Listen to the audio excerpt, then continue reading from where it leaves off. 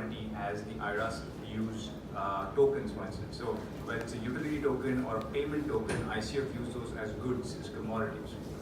STOs are securities. Now you're regulated. So when you're issuing an STO, the key question is, what is the security? Is it an equity share or an equity security? Is it a debenture or a debt security? And the good thing about STOs is that, okay, yes, you are regulated by the MAS, so there's that pain point, but the good thing is that from a taxation perspective, there's a lot more clarity around shares, debentures, and bonds and such. So that actually benefits an issuer. So when you issue STOs, from the issuer's perspective, number one, the revenue should not be taxable. So it's when the amount you raise is essentially not taxable at the point of the raise, because it's as good as issuing shares. So when you issue shares in Singapore, you're not going to pay any tax on the amount that you've raised in that manner. Think venture capital, think private equity. The second key benefit that STOs have over ICOs is that for GST purposes, generally securities are exempt supplies. What that means is that there is no GST when you issue the securities. So that's a key benefit as well. And then flipping it around from an investor's perspective, as most of you are investors, when you are investing in tokens, you're either going to utilize the tokens in some way, shape, or form, or you're going to transfer them to someone else on an exchange. Now, for you, the key question is, when I transfer or when I utilize, do I need to pay a tax? When you utilize, you could still be required to pay a GST if you're a Singapore person. When you transfer as well, you could be required to pay a GST, because remember, even though you're transferring a token, it's as good as you selling a commodity. But again, on the STO side, when you're transferring a security, so no GST for sure.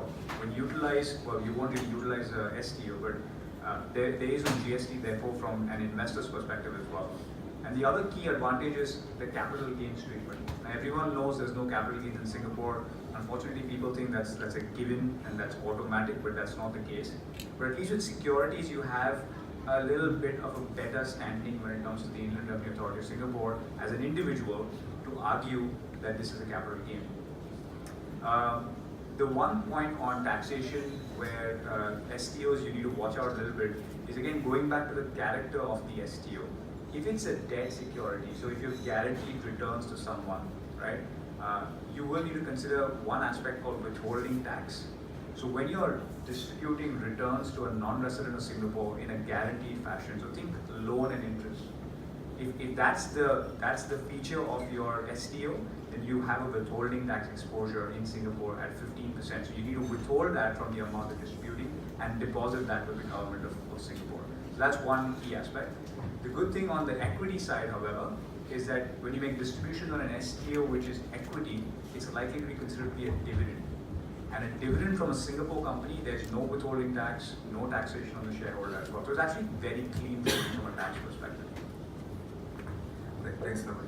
I think long gone the idea of running a so-called ICO here, and it runs globally, and probably there's no need to worry too much about those cross-border taxation requirements. Like withholding tax, it also depends on whether Singapore has double taxation agreements in any of the jurisdictions.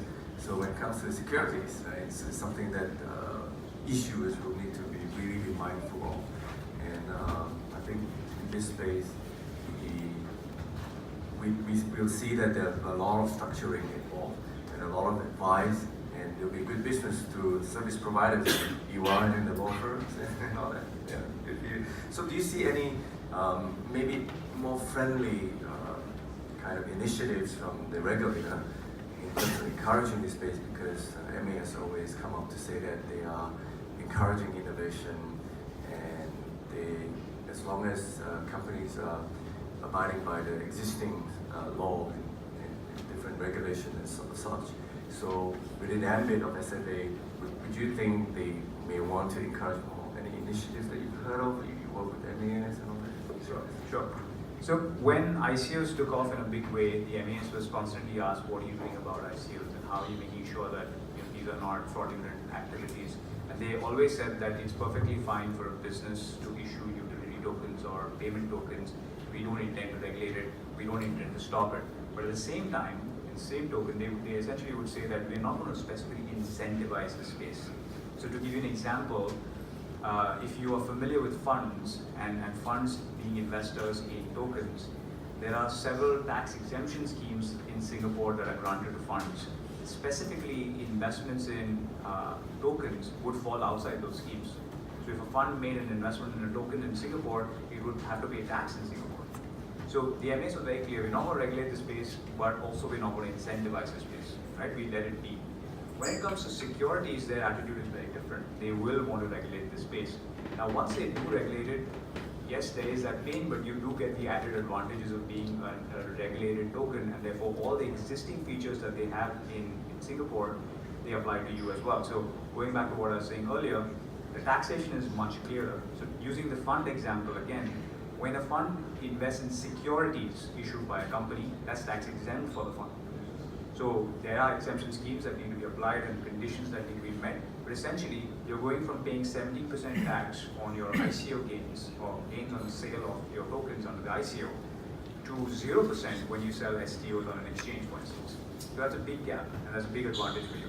And then in general, things such as, like you mentioned, the cross-border aspects, much clearer now that, once you decide whether your STO is equity or debt, you will have much clearer treatment from a tax perspective as to whether you need to withhold tax, what is the rate you need to withhold tax at, etc. So from our perspective, we think this is an exciting space because it's almost making the ICO issuers more honest. It's imposing certain regulations on them, but at the same time, it's giving them a lot more clarity. And clarity in business always helps. So that's our perspective. That's very good. I strongly agree with that because it's a parameter for people to run business properly. You don't want to have an environment where you don't know whether you're doing the right thing or not, and whether one day it will come back to haunt you, right? So I come from regulated space. I understand regulation, and they're good and bad in terms of regulation. Over-regulation is not good, but it's always good to have certain regulation, the boundary for businesses to know how to run, and also to keep the scams away. I mean, in 27, well, I don't want to say that, but previously there were probably too many companies that were too ambitious at raising too much funds, but didn't deliver much, nothing much to show, and a lot of them have probably disappeared as well, and also some mismanagement of funds and all that. But in the regulated space, it would be much more difficult to try to come up with something just based on a piece of paper or an idea.